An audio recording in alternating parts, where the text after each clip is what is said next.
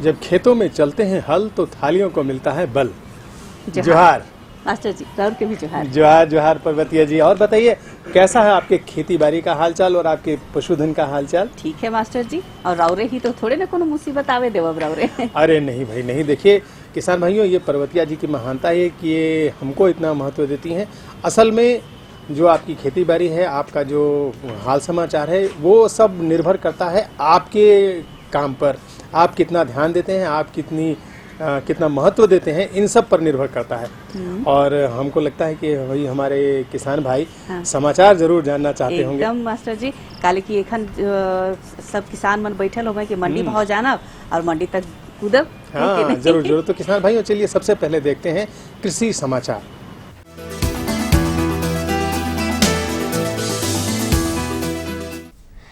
नमस्कार, कृषि समाचार में आपका स्वागत है। मैं हूं दीप्ति रेखा। आइए देखते हैं आज कृषि समाचार में क्या है खास।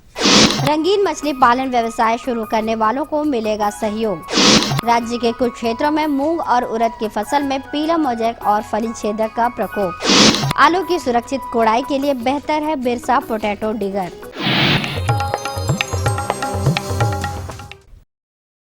मत्स्य पालन व्यवसाय के क्षेत्र में रंगीन मछलियों से संबंधित व्यवसाय बहुत ही लाभप्रद होता है। जो मत्स्य पालक रंगीन मछलियों का पालन, प्रजनन या इससे जुड़े अन्य कार्य करने की इच्छा रखते हों, उनके लिए पायलट प्रोजेक्ट के अंतर्गत विभाग सहयोग देती है। जिन किसान भाइयों ने मूंग और उड़द की फसलें लगा रखी है, उनमें कहीं कहीं फूल और फलियां आने लगी हैं। इस समय इन फसलों में पीला मोजैक और फली छेदक का प्रकोप पाया जा रहा है, जो कि फसल को काफी नुकसान पहुंचाता है। पीला मोजैक रोग श्वेत मक्खी द्वारा फैलता है। कोमल पत्तियों में हल्के पीले रंग के चितकबरे धब्बे इस रोग के लक्षण हैं। साथ ही फली छेदक के फूल, पत्तियां, कलियों, फलों को खाकर फसल को नुकसान पहुंचाते हैं। इनके नियंत्रण के लिए फेरोमोन ट्रैप का इस्तेमाल किया जा सकता है। पीला मोजैक के अधिक प्रकोप की स्थिति में ट्राइजोफास या मालाथियोन या और फली छेदक के लिए इमामेक्टिन बेंजोएट या राइनेक्सिपायर दवा की अनुशंसित मात्रा का प्रयोग लाभप्रद होगा।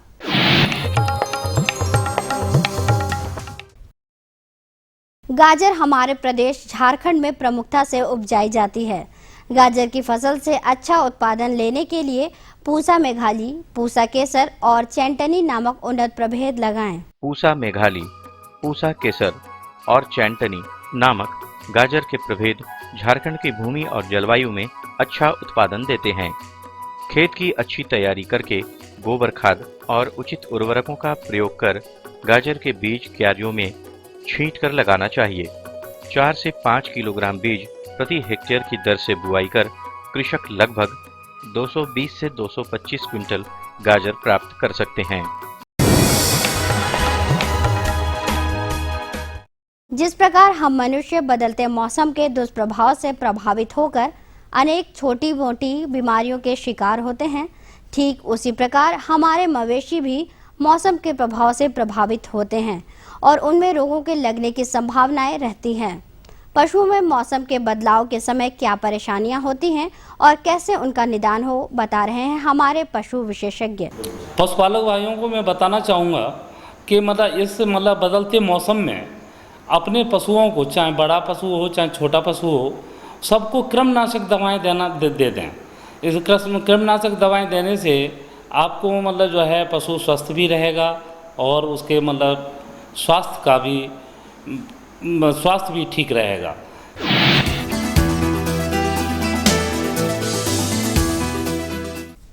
कुदाल या अन्य पारंपरिक औजारों द्वारा आलू की कोड़ाई करने पर कंदों को काफी नुकसान होता है। बिरसा पोटैटो डिगर का इस्तेमाल कर किसान सुरक्षित आलू की कोड़ाई कर लाभान्वित हो सकते हैं। ये है बिरसा पोटैटो डिगर। इस उपकरण को आलू की सुरक्षित कोड़ाई के लिए कृषि विशेषज्ञों ने इसका निर्माण किया है। इस उपकरण द्वारा आलू की कोड़ाई करने पर कंद कटते छटते नहीं और सुरक्षित जमीन से बाहर आ जाते हैं। साथ ही इस उपकरण के द्वारा समय और मजदूरी की भी बचत होती है। इसकी कार्यक्षमता 70 डिसमिल प्रतिदिन है।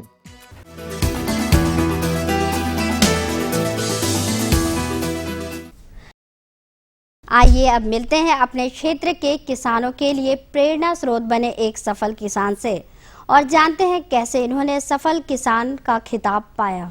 यह शख्स कृषि की नई तकनीकों को सीखने सिखाने में हमेशा तत्पर रहते हैं। नई वैज्ञानिक पद्धतियों द्वारा खेती करने पर इन्होंने अच्छी सफलता हासिल की, इसलिए अपने क्षेत्र के किसानों को भी ये इन्हीं वीडियो द्वारा खेती करने की सलाह देते हैं। मैं धान का खेती कर रहा हूँ अभी और बागवानी करता हूँ। पहले तो थे हमारा परंपरागत ढंग से कर रहे थे हमारे पूर्वज, जो हमें जानकारी हमारे कृषि विज्ञान केंद्र जगन्नाथपुर से हमें मिली, तो मैं उस विधि से आज कर रहा हूँ खेती, तो मुझे काफ़ी लाभ मिल रही है। और अब मंडी भाव में आइए नजर डालते हैं अनाजों के भाव पर। राज्य की प्रमुख मंडियों में दलहनी अनाजों को छोड़कर बाकी खाद्यान्न अपने पिछले सप्ताहों के मूल्य पर टिकी हैं। कुछ दलहनी अनाजों में आंशिक वृद्धि दर्ज की गई है। उधर सब्जी मंडियों में प्याज के थोक मूल्य में कमी आई है, बाकी हरी सब्जियों में तेजी है। आज बिके कुछ प्रमुख खाद्यान्नों पर नजर डालें तो वे इस प्रकार रही। चावल मोटा न्यूनतम 1800 रुपए से लेकर अधिकतम 2100 रुपए, गेहूँ न्यूनतम 1400 रुपए से लेकर अधिकतम 1600 रुपए, दाल अरहर न्यूनतम 6550 रुपए से लेकर अधिकतम 7300 रुपए, दाल मसूर न्यूनतम 4400 रुपए से लेकर अधिकतम 4650 रुपए, दाल चना न्यूनतम 5700 रुपए से लेकर अधिकतम 6200 रुपए, चीनी न्यूनतम 3550 रुपए से लेकर अधिकतम 3800 रुपए और प्याज न्यूनतम 3500 रुपए से लेकर अधिकतम 4000 रुपए प्रति क्विंटल रहा। और अब एक नजर राज्य के 6 प्रमुख शहरों के मौसम के मिजाज पर। राज्य के कुछ प्रमुख शहरों के तापमान इस प्रकार दर्ज किए गए। रांची अधिकतम 29 डिग्री सेल्सियस, न्यूनतम 23 डिग्री सेल्सियस। देवघर अधिकतम 33 डिग्री सेल्सियस, न्यूनतम 25 डिग्री सेल्सियस। दुमका अधिकतम 34 डिग्री सेल्सियस और न्यूनतम 26 डिग्री सेल्सियस। गोड्डा अधिकतम 35 डिग्री सेल्सियस और न्यूनतम 26.7 डिग्री सेल्सियस। चाईबासा अधिकतम 32 डिग्री सेल्सियस और न्यूनतम 24 डिग्री सेल्सियस। और हजारीबाग का तापमान अधिकतम 30 डिग्री सेल्सियस और न्यूनतम 24 डिग्री सेल्सियस रहा। कृषि समाचार में आज इतना ही। अगले दिन अगले अंक में फिर मुलाकात होगी कुछ ताजा तरीन खबरों के साथ। तब तक के लिए दीजिए इजाजत। नमस्कार, जोहार।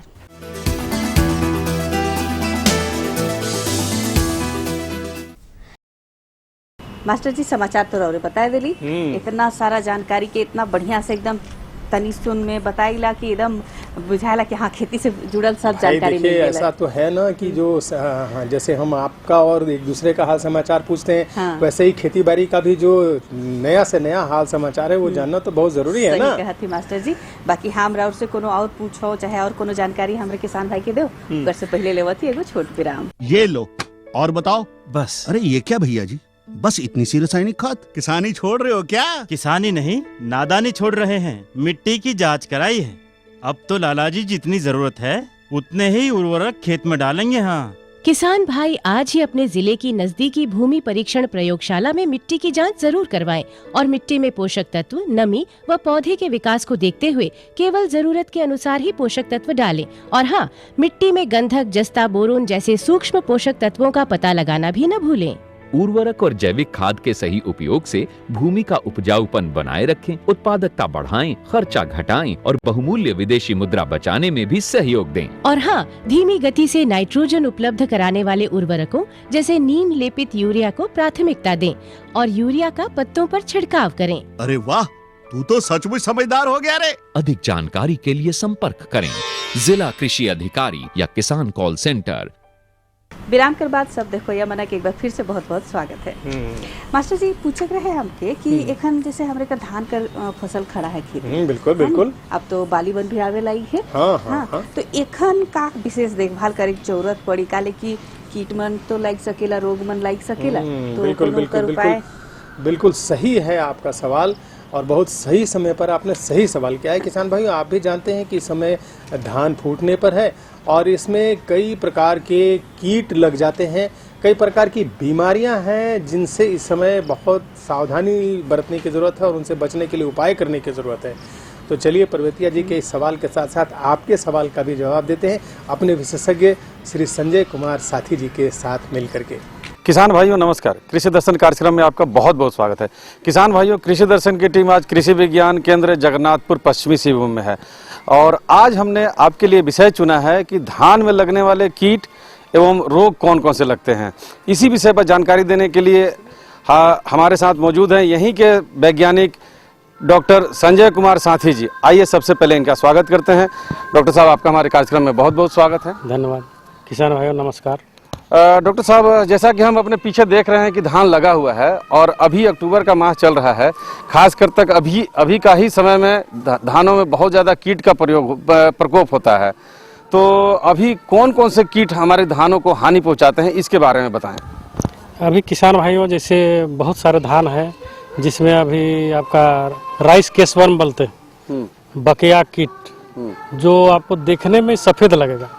उसका एक लक्षण ही है कि आपका जो पत्ता है उसको काट के गोल करके तैरने लगता है। दूसरा उसका जो पत्ता है उसको खा के सफ़ेद टाइप का लगता है, जिससे किसान भाई दूर से ही देख के लगेगा कि सफ़ेद सफ़ेद धान में हो गया है। तो ऐसा करके किसान भाई इसको पहचान सकते हैं। बकिया कीट के अलावा भी जैसे तनाछेदक कीट है, गंधी कीट है जो रस चूसते हैं। तो अलग अलग कीट का अलग अलग लक्षण है, अलग अलग नियंत्रण है, जिसे हम किसान भाई यदि उसको सही तरीके से करें और उसका दवा का छिड़काव करें तो नियंत्रित हो सकता है। जैसे तनाछेदक हो गया, आपका गंधी कीट जो आपका खेत में जैसे बाली किसी में आ गया है, फूल आ गया है, दूध भरने का समय हो गया है, उसी समय गंधी कीड़ा का प्रकोप होता है। और जब गंधी कीड़ा का प्रकोप हो जाएगा तो सारा रस जो दूध का है वो चूस लेता है, जिससे आपका जो बाली है खंखरी हो जाएगा। तो किसान भाइयों को इसमें देखना है खेत में जाकर कि गंधी कीट आया है तो इसका लक्षण है कि खेत में जाइएगा तो खटमल के जैसा गंध आपको मिलेगा और जो आपका धान का दूध जो बाली है, दाना है, उसमें आप सूखा सूखा मिलेगा। जब रूस चूस लेता है तो दाना सूख जाता है, उसमें फिर चावल बनेगा नहीं। तो ये लक्षण है। जबकि तनाछेदक कीट जिसमें आपका देखिएगा तना में छेद कर देता है गांठ में, जब उसका बाली को पकड़ के निकालते हैं तो बाली आपका आराम से निकल जाता है, सूख जाता है, उसमें चावल बन नहीं पाता है। तो ये तनाछेदक कीट का प्रकोप भी बहुत ज़्यादा होता है अभी क्या में। तो ये जो अभी आपने बताया कि गंधी कीट जो है वो चूस लेता है और धान को खखरी कर देता है, तो इसके लिए हमारे किसान भाई क्या उपाय करें? गंधी कीट के लिए किसान भाई सबसे पहले तो जो है टायर जलाएं। आपका 7 बजे समय, शाम के 7 बजे से 8 बजे के बीच आपका 2-3 टायर जलाएं प्रति एकड़। मतलब धुआं करें? धुआं नहीं, आग करें। अच्छा। उसका आग जो होता है उसी से जाके वो अट्रैक्ट होता है, आकर्षित होता है और उससे फंसते जाता है और वो मरते जाता है। तो ऐसा यदि सप्ताह में 2 बार 3 बार करें तो आप दवा देने की जरूरत भी नहीं पड़ेगा और दूध अवस्था से चावल अवस्था में परिवर्तित हो जाएगा, जिससे किसान भाई दवा का भी बचत हो जाएगा। और जो हम लोग का विषैलापन दवा तो कोई अच्छा नहीं है, जो रासायनिक है उससे बचाव होगा, हमारे वातावरण को भी प्रदूषित नहीं होगा। ये तो हो गई कीटों की बात है। अब डॉक्टर साहब हमारे किसान भाइयों को बताइए कि रोग धान में कौन कौन से रोग लगते हैं और उसका क्या निदान है? धान में मुख्य रूप से आपका झुलसा रोग होता है। झुलसा रोग जिसमें पत्ता में आपका धब्बा धब्बा टाइप का आता है, नाव के आकार का धब्बा रहता है, जैसे दोनों साइड नोकीला बीच में चौड़ा। तो पत्ता में जब आता है तो अभी उसका धीरे धीरे पूरा पौधा में फैल जाता है। फैलने के बाद वो आपका बाली जो है, बाली के गला में जल जाता है, वो भी सड़ जाता है और गिर जाता है। तो किसान भाइयों को इसमें लक्षण देखना है पत्ता में। यदि पत्ता में आ गया तो तुरंत उसका दवा का छिड़काव करें और दवा का यदि छिड़काव करते हैं तो नियंत्रित होगा। इसमें ट्राइसाइक्लोजोल करके आता है, इसका आपका 6 ml प्रति 10 लीटर पानी मिलाकर छिड़काव कर दें तो नियंत्रित हो जाता है। ऐसे किसान भाई अभी तो सब धान लगाए हैं, यदि वो बीज उपचार करके लगाएं तो ये सब रोग का प्रकोप जो है सो कम होगा। दूसरा आपका राइस फल सिस्मट, जैसे आभासी कंड रोग बोलते हैं, जो जब ये आता है आपका जैसे दूध भरता है दाना में, उसी समय पीला पीला हो जाता है, पीला पीला होते होते धीरे धीरे काला काला हो जाता है। वही काला काला फिर बाद में पूरे बाली में काला हो जाता है, चावल भी आपका पूरा खराब हो जाता है, जिससे आपका पूरा उपज में कमी आ जाती है। तो इसके लिए किसान भाई जब लगाते समय बीज का उपचार करें और अभी जो है सो छिड़काव करें, दवा का टिल्ट है, टिल्ट का छिड़काव करें, 1 ml प्रति लीटर पानी में मिलाकर छिड़काव कर सकते हैं। इसके अलावा हमारे किसान भाई अभी जबकि अब धान तैयार हो रहा है तो और किन बारीक बातों का ध्यान दें ताकि हमारे किसान भाई धान का ज़्यादा से ज़्यादा उत्पादन ले सकें? धान के जो उत्पादन ले सकें इसके लिए किसान भाइयों को पूरा जैसे अभी बकिया कीट बोले, इसके लिए भी किसान भाई दवा का छिड़काव करें। जैसे वो सफ़ेद हो गया है तुरंत अब दवा का छिड़काव करें। क्विनल फॉस है, ये 1.5 ml 1 लीटर पानी मिलाकर इसको 7 दिन के अंतर पर 2 से 3 बार छिड़काव करें तो कंट्रोल हो जाता है आपका बकिया कीट। तो इसके लिए दवा का तुरंत लेकिन छिड़काव करना चाहिए। और किसान भाइयों को अधिक उपज के लिए अभी जैसे फूल हो रहा है तो फूल देने के समय पानी का रहना बहुत ही जरूरी है खेत में, और इसके लिए आप एक बार यूरिया का भी छिड़काव कर देते और अच्छा है।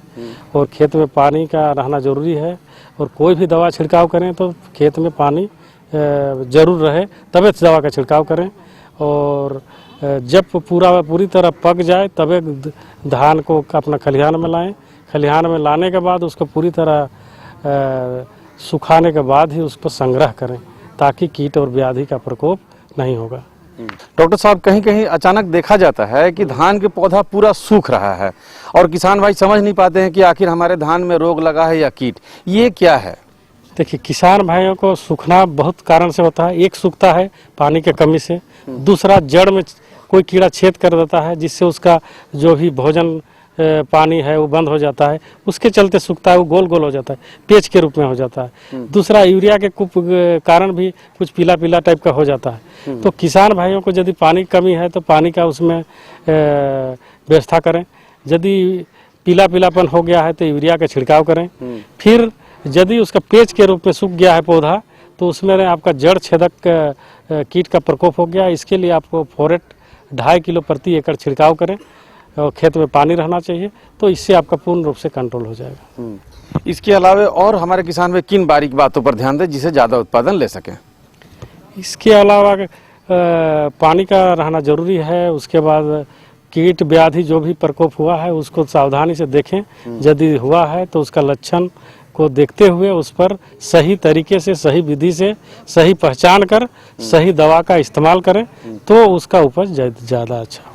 किसान भाइयों, आपने देखा कि डॉक्टर साहब ने एक बहुत बारीक जानकारी दी कि खेत में जब आप छिड़काव करें तो पानी होना बहुत ज़रूरी है, और ख़ासकर तक खेत में जब आप छिड़काव करते हैं दवाई तो सुबह या शाम के वक्त करना चाहिए। डॉक्टर साहब, आप हमारे कार्यक्रम में आए और इतनी अच्छी जानकारी दी हमारे किसान भाइयों को, इसके लिए आपका बहुत बहुत धन्यवाद। नमस्कार। अम्मा, खाना दे दो ना। सबर कर गोलू, अभी दाल नहीं गली है। तू फिक्र ना कर गोलू की अम्मा, अब की बार अपनी दाल खूब गलेगी। क्या मतलब जी? अब की बार NFSM के तहत दाल की पैदावार को बढ़ाने के तरीकों को दिखाने के लिए देश में 1000 क्षेत्र चुने गए हैं, जिसमें हमारा इलाका भी आ गया है। पर इससे हमें क्या फायदा? हमें 5 एकड़ खेती के लिए खाद और कीटनाशक के अलावा बढ़िया बीजों की एक मिनी किट भी मिलेगी। इतनी दाल का करेंगे क्या जी? अरे भगवान, सरकार ने दलहन का समर्थन मूल्य भी खूब बढ़ा दिया है और इनकी खरीद का भी पूरा इंतजाम कर लिया है। इससे आमदनी बढ़ेगी और फिर हमारा गोलू अच्छे स्कूल में जाकर के कृषि वैज्ञानिक बनेगा। हाँ, तो मास्टर जी, धान कर समस्या कर जे समाधान रहे से तो रौरे बताए देगी, इके हिसाब से देखभाल करे के किसान भाई मन के। लेकिन एगो और बात रहे कि जैसे हमारे गांव देहात में टमरस जे खाईला। अच्छा, टमरस यानी वो अमरूद? अमरूद, हाँ। अच्छा। तो उकर भी कोनो बढ़िया कुछ करल जा सकेला, काले कि हमके बुझाला गांव देहात में फल कर नावे तो यही सबको से बढ़िया फल मिलेला का? बिल्कुल बिल्कुल, बल्कि आप तो अमरूद की खेती भी चाहे तो कर सकती हैं। हाँ। तो इसके बारे में आपको कुछ जानकारी चाहिए? तो चाहिए करें। बड़ी अच्छा, बहुत ही बढ़िया सवाल पर्वतिया जी ने किया है। किसान भाइयों, अगर आप अमरूद की खेती करना चाहते हैं तो आपको इस बात की जानकारी रखना बहुत ज़रूरी है कि अमरूद का वास्तव में महत्व क्या है, बाजार में उसकी कीमत क्या मिलेगी, उसका जो पौष्टिक महत्व है वो क्या है, और ये जानना भी ज़रूरी है क्योंकि अमरूद जैसी फसल है वो 1-2 दिन के अंदर ही खराब होने लगती है। तो अमरूद जब आप उत्पादन कर लें तो उसके बाद उसको कैसे आप बचाएंगे, कैसे उसका परिरक्षण करेंगे, इसकी जानकारी भी बहुत ज़रूरी है। तो चलिए हम चलते हैं अपने विशेषज्ञ डॉक्टर कंचन माला के पास और लेते हैं इसकी जानकारी। किसान भाइयों नमस्कार, कृषि दर्शन में आपका स्वागत है। किसान भाइयों, कृषि दर्शन की टीम आज कृषि विज्ञान केंद्र जगन्नाथपुर पश्चिमी सिंहभूम में आई हुई है। किसान भाइयों, आज हम बात करेंगे अमरूद के पौष्टिक महत्व एवं उत्पादन उपरांत इसके परिरक्षण के विधि के बारे में, और इस विषय पर जानकारी देंगे हमें डॉक्टर कंचन माला जी। डॉक्टर साहिबा, आपका स्वागत है हमारे कार्यक्रम में। हाँ, नमस्कार किसान भाइयों। डॉक्टर साहिबा, अमरूद बहुत ही प्रचलित फल है और हमारे किसान भाई प्रायः अपने खेतों में अमरूद के पौधे लगाते हैं। तो हमारे किसान भाइयों को बताइए कि अमरूद के कौन कौन से पौष्टिक महत्व हैं। हाँ, किसान भाई अमरूद के पौधे लगाते हैं और हमारी जो यहाँ झारखंड की जो जलवायु है अमरूद के लिए बहुत ही उपयुक्त है। और ये जो है अत्यधिक प्रचलित फल है और गर्मियों को छोड़कर हर मौसम में इससे फल प्राप्त किया जा सकता है। और अगर इसे गृह वाटिका में लगाएं किसान भाई, एक आध पौधा अगर है तो पूरे परिवार को पौष्टिक सुरक्षा प्रदान कर सकता है, क्योंकि यह विटामिन सी और आयरन से भरपूर है। जी, आपने बताया कि अमरूद ही काफ़ी पौष्टिक महत्व है। साथ ही साथ हमारे किसान भाइयों को बताइए कि अमरूद में कौन कौन से विटामिन पाए जाते हैं। हाँ किसान भाई, यह बहुत ही अच्छा सवाल है कि इसमें कौन कौन से विटामिन पाए जाते हैं। विटामिन सी प्रचुर मात्रा में है। अमरूद में विटामिन सी प्रचुर मात्रा में है, पाया जाता है। जैसे कि 100 ग्राम खाने योग्य अमरूद में 212 मिलीग्राम विटामिन सी पाया जाता है एवं 100 ग्राम खाने योग्य भाग में जो लौह तत्व की मात्रा जो है वह 1.2 मिलीग्राम है। और यह सेब की तुलना में जो है ये ज़्यादा है। इसमें इसे कहा जाता है सेब जो है वो ठंडे प्रदेशों में इसका उत्पादन होता है और हमारे प्रदेश में आते आते इसका मूल्य काफ़ी बढ़ जाता है और यह बहुत ही कीमती फल के रूप में इसे देखा जाता है और सभी लोग इसको का उपयोग नहीं कर पाते हैं। लेकिन अमरूद एक ऐसा फल है जो कि इसकी गुणवत्ता जो है सेब से ज़्यादा आंकी गई है। और अगर यदि जो किसान महिलाएं या जो बच्चे इसका उपयोग करें तो जो रक्त अल्पता की जो बीमारी है महिलाओं में, जो आयरन की कमी हो जाती है, इसे भी दूर भगाया जा सकता है। सर्दी से भी छुटकारा पाया जा सकता है। अमरूद एक बहुत ही पौष्टिक फल है और इसका अत्यधिक पौष्टिक महत्व वाला फल है। जी डॉक्टर साहिबा, जैसा आपने हमारे किसान भाइयों को बताया कि इसके पौष्टिक महत्व एवं काफ़ी विटामिन पाए जाते हैं। हाँ। साथ ही साथ अमरूद के पौधे जो हैं उसके पत्ते या फिर उसके फल के कोई औषधि गुण भी हैं। हाँ किसान भाई, ये घरेलू स्तर पर घरेलू दवा के रूप में यदि अमरूद के सूखे हुए पत्तों की चाय पी जाए तो इससे जो पुरानी खांसी है उसको दूर भगाया जा सकता है। या फिर जो हरी पत्तियों के अर्क में अगर तुलसी का रस, अदरक का रस और थोड़ी काली मिर्च मिलाकर इसका उपयोग करने से और बच्चों को देने से उनकी जो कफ की शिकायत है उसे दूर भगाया जा सकता है।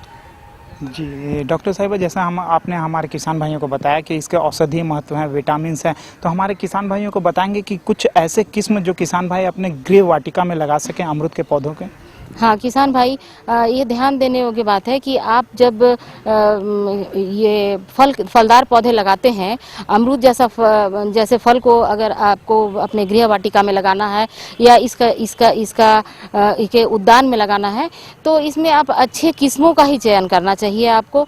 और इसके लिए जो है अगर आप देसी किस्म का चयन करते हैं और बीज वाले पौधों का चयन करते हैं तो उससे उत्पादन भी अच्छा नहीं होता है और स्वादिष्ट भी नहीं होता है, पौष्टिक महत्व भी इसका घट जाता है। तो अच्छे किस्म के जो पौधे हैं वो लखनऊ 49, ये इलाहाबाद सफ़ेदा, अर्का मृदुला इन सभी किस्मों को आप इसका चयन करें, जिसका उत्पादन फलन भी बहुत अधिक है और इसके जो फल हैं वो बड़े गुणकारी हैं और इसके जो फल हैं उसका TSS जो वैल्यू है और पेक्टिन की मात्रा जो होती है अधिक होती है, जिससे कि आप बाद में भी इसका मूल्य संवर्धन किया जा सकता है। नहीं बिकने की स्थिति में किसान भाई इसका मूल्य संवर्धन कर इसे ज़्यादा दिन तक रख सकते हैं। डॉक्टर कंचन जी, हमारे किसान भाइयों को बताइए, जो ज़्यादा मात्रा में अमरूद की खेती करते हैं वो फलों का परिरक्षण ज़्यादा समय तक कैसे रख सकते हैं?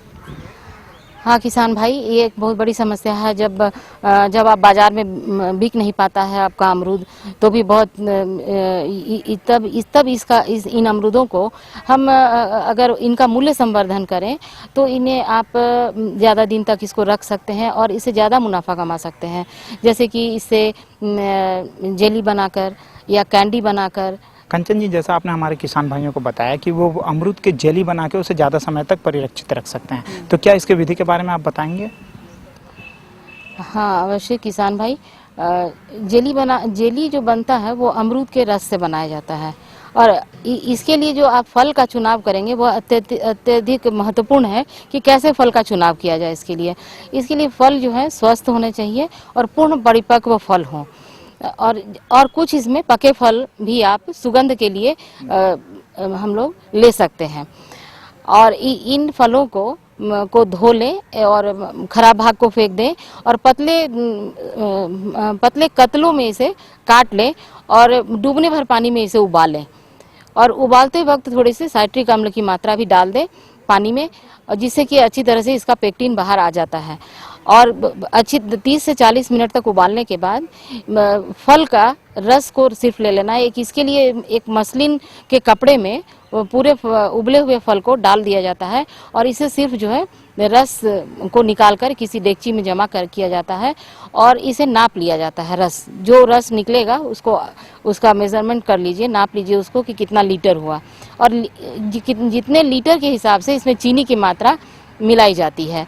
1 लीटर फल के रस में 600 से 800 ग्राम चीनी मिलाया जाता है और इसे फिर से आंच पे चढ़ा दिया जाता है और गर्म किया जाता है और जब गर्म करके उबल कर जब इनका पानी का अंश सूखने लगता है, इसमें कुछ साइट्रिक अम्ल की मात्रा डाली जाती है। चीनी के हिसाब से साइट्रिक अम्ल की मात्रा डाली जाती है। जैसे कि 1 किलोग्राम चीनी में 4 ग्राम साइट्रिक अम्ल की मात्रा डाली जाती है और इसे उबालकर गाढ़ा कर लिया जाता है और जब इसके अंतिम बिंदु की परीक्षा जांच कर इसे चौड़े मुंह के बोतलों में कांच के जार में बंद किया जाता है, सील करके रखा जाता है। तो और यह जो है इसे आप 6 महीने से 8 महीने तक रखकर इसे परिरक्षित रखा जा सकता है और इसका उपयोग जो है बच्चे कर सकते हैं और बूढ़े कर सकते हैं। बहुत ही ज़्यादा पौष्टिक होता है ये अमरूद के रस से बना हुआ जेली। इस जेली का जो है इसे आप बाजार में बेच भी सकते हैं, जिसका मूल्य जो है काफ़ी ज़्यादा मिलता है। डॉक्टर कंचन जी, आपने हमारे किसान भाइयों को अमरूद के महत्व के बारे में, अमरूद के औषधीय गुण और उसके परिरक्षण के बारे में और उसके पौष्टिक गुणों के बारे में हमारे किसान भाइयों को इतनी अच्छी जानकारी दी, इसके लिए धन्यवाद। धन्यवाद किसान भाई। मास्टर जी, हम तो पूछ ली खाली अमरूद बारे, लेकिन राउरे कर इतना बढ़िया और इतना विस्तार से जानकारी दे देली कि कैसे उके राखे है, कैसे खाए है और खायल से का फायदा हुई और कैसे बाजार में पहुँचाए के, कि एकदम बुझाला कि हाँ अब तो टमरस के लेके हमके कोई सवाल न किया। देखिए भाई पर्वतिया जी, ऐसा है कि हम तो आप सभी किसान भाइयों की ज़्यादा से ज़्यादा और बढ़िया से बढ़िया जानकारी के लिए पूरी कोशिश अपनी तरफ से करते हैं, लेकिन हमारा एक सवाल जरूर रह जाता है आपके साथ किसान भाइयों कि आपके अंदर जो बातें हैं, आपके पास जो सवाल हैं, आपके पास जो जानकारी है, अगर वो भी हम तक पहुँचे, हम एक दूसरे को जानकारी दें और लें, तो हम कार्यक्रम को और बढ़िया बना सकेंगे। और इसके लिए ज़रूरी है कि आप हमें खत लिखें। खत लिखे लिए जरूरी है कि रौरे हमरे कर पता जाने, तो पता नोट करो। हमरे कर पता है कार्यक्रम कृषि दर्शन, कृषि प्रकोष्ठ, द्वारा केंद्र निदेशक, दूरदर्शन केंद्र, रातू रोड, रांची, पिन संख्या 834001। तो आप बिल्कुल रहें तैयार, हमें रहेगा आपके खतों का इंतजार। और इसी के साथ नमस्कार, जोहार।